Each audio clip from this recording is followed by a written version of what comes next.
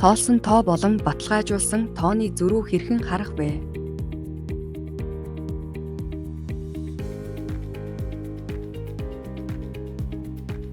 Барааны менежмент хэсгийн тооллого зэс рүү орж тоолсон тоо болон баталгаажуулсан тооны зөрүү харахыг сонгоно.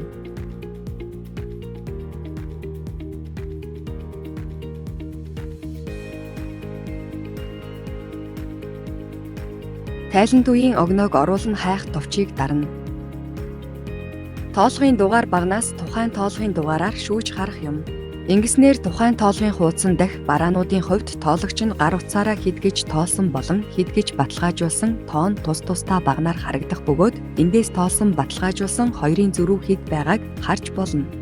Тухайн тоолгын хуудсанд барааны тоолсон тоо нь энд харуулж буй баталгаажуулсан тоогоор орсон байх бөгөөд хэрэв баталгаажуулах тооллого хийгээгүй бол тоолсон тоогоор явна гэдгийг санаарай.